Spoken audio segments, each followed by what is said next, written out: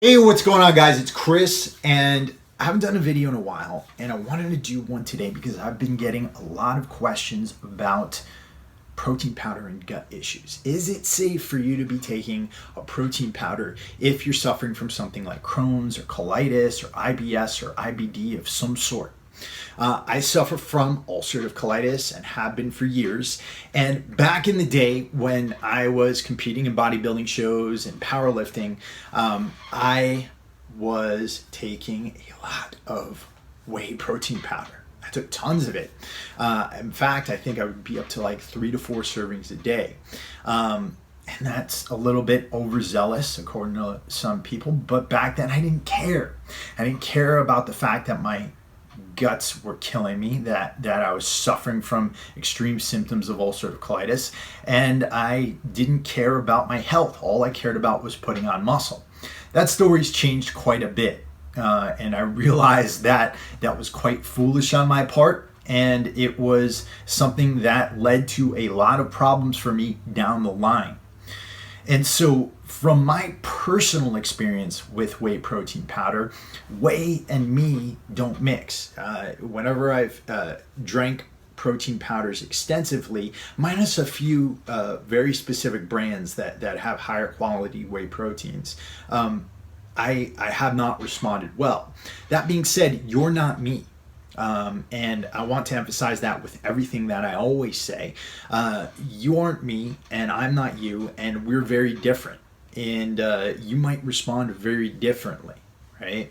So what I can do is give you some suggestions about what to do if you are going to use protein powder, and with my knowledge of nutrients and how they'll affect your ability to rebuild your gut, I can also give you some tips on what to consume instead of whey protein powder if that's what you're after.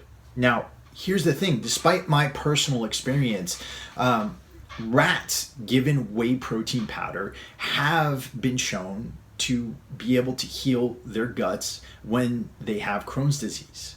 Now, that's been demonstrated in a single study. I don't want to overstate those remarks. And obviously, as I just told you, I haven't had very good experiences with whey protein powder. But in this single study, these rats, when fed whey protein powder, they exhibited improvement in their Crohn's disease.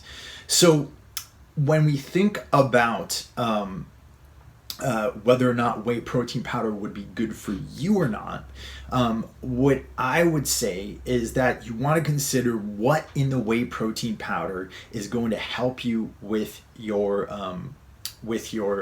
gut problem, and what could potentially hurt you with your gut problem. So first, let's talk about what could hurt you.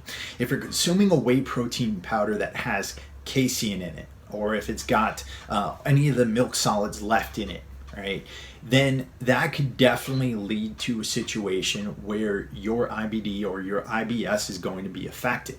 A lot of us are very, very intolerant to dairy, and something like casein, I always mispronounce it, so forgive me, it looks a lot like the internal lining of your intestines, and in turn, your immune system could produce antibodies that start to attack the casein and could cause inflammation in your intestinal wall. So that's one thing to really consider there.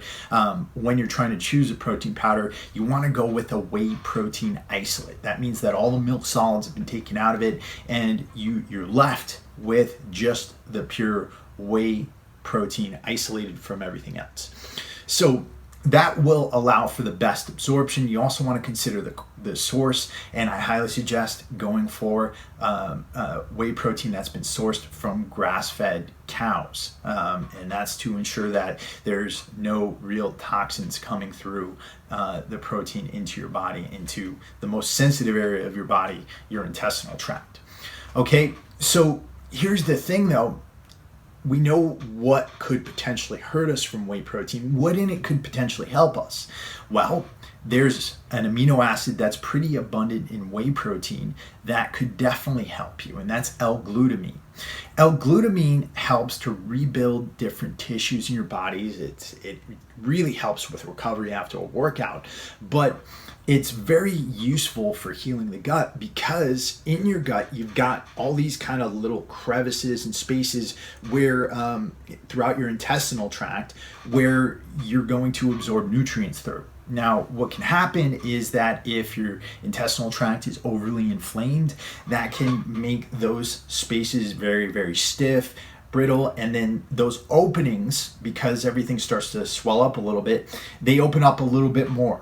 And that could lead to food particles getting out there into your immune system. Now, I've said this in other videos before, and a lot of people don't know this, but most of your immune system is housed in your intestinal tract, and it's separated from your waste products and your food products by a cell lining that's almost a little cell thick, a single cell thick.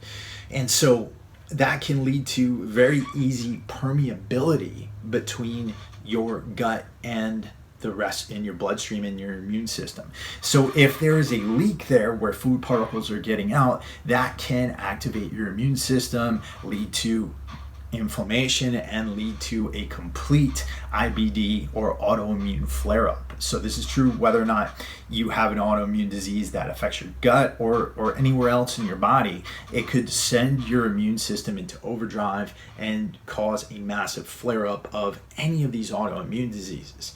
So the way L-glutamine works is it helps to heal those lining, those little openings in the gut, and it helps prevent leaky gut syndrome is what they call it. But here's the thing, right? So we have to ask ourselves, given the risk with whey protein, is that the best source of L-glutamine that we can get? And the answer is no, not necessarily. Yes, if you're a young athlete and you're perfectly healthy and you don't have a gut issue, by all means, if you can get a high quality whey protein, go for it. But my big suggestion is if we're looking to heal our gut, there's another protein out there that could be a lot more helpful, and that is collagen protein. Collagen is the most abundant protein found throughout our bodies, and it helps us to move. It's massively abundant in our joints, and it helps us with skin elasticity and having healthy hair and all types of different things. So it could definitely help to reduce aging, but it's found very abundantly in the lining of our gut, and it contains massive amounts of L-glutamine, as I just stated, and another really helpful amino acid, L-glycine, which actually helps us to produce more stomach acid. Now, a lot of people don't know this, but if you have digestion issues, and say you get lots of indigestion, we call it agita in my household when I was younger. If you got agita, then you deal with acid reflux. That's usually because you're not producing enough stomach acid. So L-glycine can really help the kickstart of your digestive process by allowing you to produce more stomach acid. That in turn can also help to reduce GERD and indigestion, and that will allow for easier and safer travel down the intestinal tract. And so collagen protein can actually be a much more effective way of helping your gut than whey protein will. Now, here's the other thing. You're probably wondering, well, where the heck do I get collagen from? And there's a few different sources.